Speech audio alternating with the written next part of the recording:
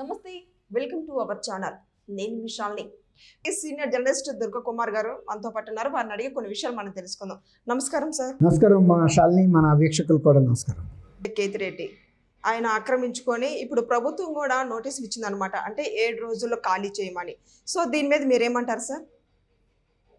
గతంలో వైఎస్ఆర్సీపీ ప్రభుత్వంలో 2019 నుంచి 24 వరకు ఒక్క ధర్మవరంలోనే భూ కబ్జాలు జరగలేదమ్మా, చాలా చాట్ల జరిగినాయి. ఎక్కువ వైఎస్ఆర్సీపీ ఎమ్మెల్యేలు, నాయకులు, పెద్ద నాయకులు అనుకున్న వాళ్ళే భూ కబ్జాలు చేశారు.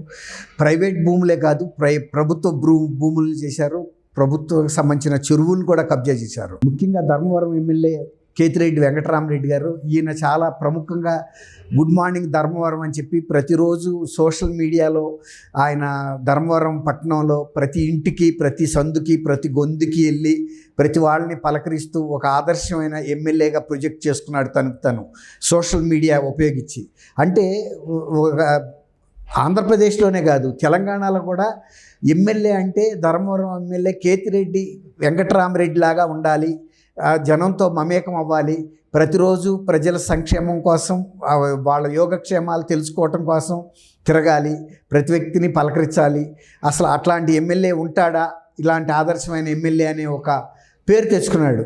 ఆయన ఓడిపోతే ఆయన కన్నా కూడా ఇక్కడ కేటీఆర్ గారు, తెలుగు టీఆర్ఎస్కి చెందిన తెలంగాణ కేటీఆర్ గారు ధర్మవరం ఎమ్మెల్యే వెంకటరామరెడ్డి గారు కూడా ఓడిపోయాడని ఆశ్చర్యపోయాడు. అంటే ఆయన ఉద్దేశంలో జనమందరిలాగానే కేతిరెడ్డి వెంకటరామరెడ్డి అనే ఎమ్మెల్యే లాంటి ఎమ్మెల్యే 2 తెలుగు రాష్ట్రాల్లోనే కాదు, దేశంలో కూడా ఎక్కడా ఉండడు. పొద్దున్నే లేస్తేనే వెళ్ళి ప్రజలందరినీ పలకరించుకుంటాడు. కాబట్టి ప్రజలందరూ కూడా ఓట్లు వేస్తారు. అసలు ఎందుకు వేయలేదు అనుకున్నారు. కానీ అప్పటికే ఆయన మీద చాలామందికి సోషల్ మీడియాలోనేమో ఇలా తెలుసు, ధర్మవరం ప్రాంతంలో ఈయన పెద్ద ల్యాండ్ గ్రాబర్ అని కూడా తెలుసు. ప్రజలకు ఒక రకంగా కనపడుతున్నాడు, బయట ప్రజలకి, నియోజకవర్గంలో ఉన్న ప్రజలకి ఆయన లోటుపాట్లు అన్నీ తెలుసు. ఆ గతంలో కూడా ఎన్నికల ప్రచార సభలో కూడా లోకేష్ గారు ఈయన ప్రభుత్వ భూమిని కబ్జా చేశాడు, దీన్ని మేము బయట పెడతామని చెప్పి కూడా ఎన్నికల ప్రచార సభలో కూడా చెప్పాడు. అయితే నిజంగా కనుక ఆయన బయటికి ప్రొజెక్ట్ అయినట్టుగా సోషల్ మీడియాలో రోజు ప్రతి వాళ్ళని, చిన్న బిడ్డ దగ్గర నుంచి పండు ముసలి వరకు అందరినీ పలకరిస్తుంటే అంత ప్రజాసేవ చేసే నాయకుడే అయితే ఓడిపోవాల్సిన అవసరం లేదు. ఇక నిజంగా కూడా కేటీఆర్ గారు అన్నట్టు అంతకన్నా ఏ ఎమ్మెల్యే కూడా చేయలేడు. ఇక దీన్నే లేచి అందరినీ తెల్లారి వాళ్ళు బ్రష్ పట్టుకుని ముఖాలు కూడా కడక్క ముందే ఈయన పలకరింపులు మొదలవుతాయి. ప్రతి వాళ్ళని ఏం అవ్వా బాగున్నావా, తర్వాత ఎవరన్నా బుట్ట ఎత్తుకుని వెళ్తుంటే అమ్ముకోవటానికి ఇది ఎంత అమ్మితే ఎంత వస్తుందంటే 200 వస్తుందంటే 2000 తీసిస్తాడు. అది వాళ్ళ అరిచేర్లకి ఇచ్చి ఆ స్కూల్ దగ్గర పిల్లలకి అంటాడు. పూలు అమ్ముకోవటానికి వెళ్ళి ఆమె ఎంత వస్తుంది, 500 వస్తుందంటే 5000 ఇస్తాడు, 10,000 ఇస్తాడు. అందరికి కనపడాలి ప్రచారం. ఇది తీసుకెళ్ళి ఫలానా గుడిలో ఇచ్చేసేయండి అంటాడు. అంటే ఉదారంగా, అంటే ఆయన సొంత డబ్బు ఇస్తున్నట్టుగా. కానీ ప్రజల సొమ్ము అంతకన్నా 100,000 రెట్లు కబ్జా చేసిన సంగతి ఎవరికి తెలీదు. ఈయన ఇస్తున్న ఈ 2,000, 5,000, 10,000 మాత్రం పెద్ద పబ్లిసిటీ అవుతుంది. అబ్బా, కేతిరెడ్డి వెంకటరామరెడ్డి గారు ఎంత ఉదార స్వభావుడు, ఆ బుట్ట అమ్ముకుంటే ఇల్లు ఊరంతా తిరిగితే 200 వస్తుంది, అక్కడికక్కడ 2,000 ఇచ్చాడు. 200 వస్తువుకి 2,000 ఇచ్చి పంపించాడు. లేకపోతే 500 దానికి 5,000 ఇచ్చాడు. లేకపోతే 1,000 రూపాయలు దానికి 10,000 ఇచ్చాడు. అలా ప్రొజెక్ట్ చేసుకున్నాడు. కానీ ఆయన చేసిన భూ కబ్జాలు చూస్తే చాలా దారుణంగా ఉన్నాయి. చాలా అంటే ప్రజలకు సంబంధించిన ఇరిగేషన్ చెరువుతో సహా కూడా చిక్కబడియారని ఒక చెరువు ఉంది. దాని పక్కన ఆయన ఒక 25 ఎకరాల ప్రైవేట్ భూమి కొన్నమాట వాస్తవం. అది కూడా తను సొంతంగా పెట్టుకోకుండా తన తమ్ముడి భార్య మరదలు ఆమె పేరు మీద రిజిస్ట్రేషన్ చేయించాడు. దానికి ఆనుకుని ఇంకొక 15 ఎకరాల చెరువుని ఆక్రమించేశాడు. అక్కడ పెద్ద ఫామ్ హౌస్ కట్టాడు, తర్వాత గుర్రాల చాల కట్టాడు, ట్రాక్ కట్టాడు, తర్వాత అనేక రకాలైనటువంటి ఫెసిలిటీసు, అంటే విలాసవంతమైనటువంటి ఒక ఫెసిలిటీస్ అన్నీ కట్టి ఒక గ్రీనరీగా డెవలప్ చేసి తోటలు, పళ్ళ తోటలు అవన్నీ కూడా.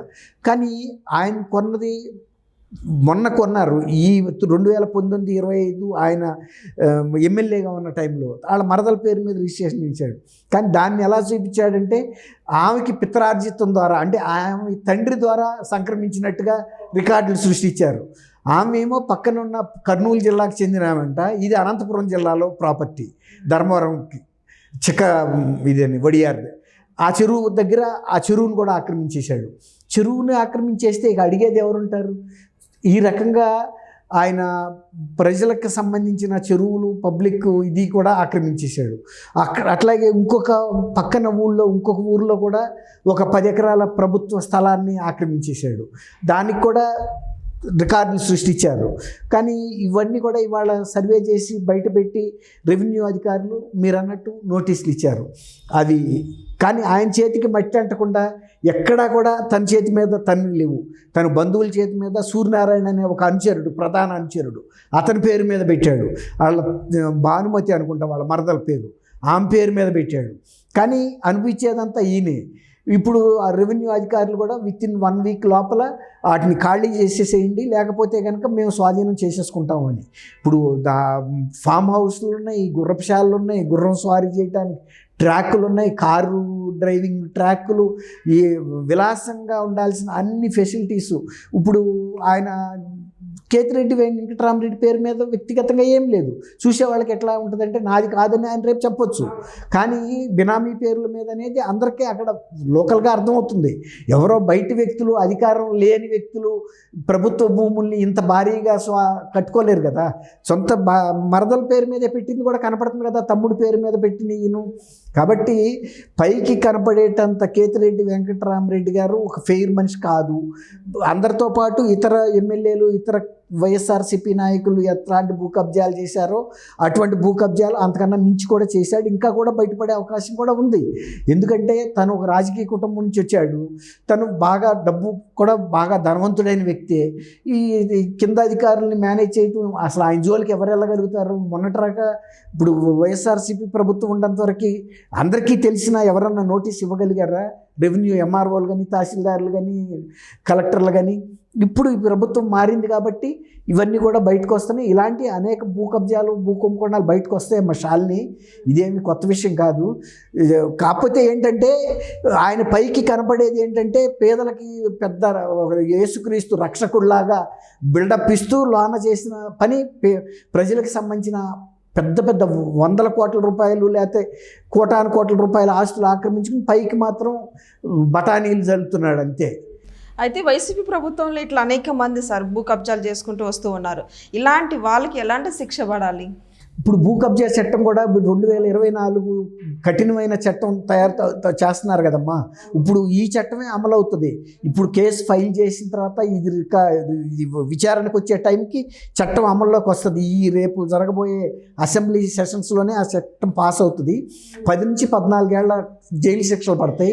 తర్వాత ఆ భూమి విలువకు సంబంధించిన ప్రాతిపాదికగా తీసుకుని ఒక 4 రెట్లు 5 రెట్లు కూడా జరిమానా కూడా వేస్తారు. ఇలాంటి వాళ్ళకి పెద్ద జరిమానా పెద్ద విషయం కాదు. కానీ జైలు శిక్ష కనుక పడితే ఇప్పుడు ఈయనకి టెక్నికల్గా ఈయనకి పడపోయినా ఆమె ఎవరైతే ఆక్రమించిందో వాళ్ళ మరదలో, తమ్ముడో, లేకపోతే సూర్యనారాయణ వాళ్ళ ప్రధాన అనుచరుడికో పడవచ్చు. అట్లాగే బినామీగా రుజువైనప్పుడు కూడా ఈయనకి కూడా కొంత శిక్ష పడే అవకాశం కూడా ఉంది. అప్పుడు మీరు అన్నట్టు ప్రజలకు ముందు ఎవరు ఏంటనేది బయటకు తెలుస్తుంది. పెద్ద మనుషుల ముసుగులో ప్రజలకి క్షేమం కోరినట్టు పొద్దున్నే వచ్చి గుడ్ మార్నింగ్ ధర్మవరం అని ప్రజలందరినీ స్వీట్గా పలకరించుకుంటా కింద గోతులు తవ్వే నాయకుల నిజ రూపాలన్నీ కూడా బయటపడతాయి. ఖచ్చితంగా బయటపడతాయి. Thank you sir. Thank you అమ్మ షాలిని. మన వీక్షకులు కూడా నమస్కారం.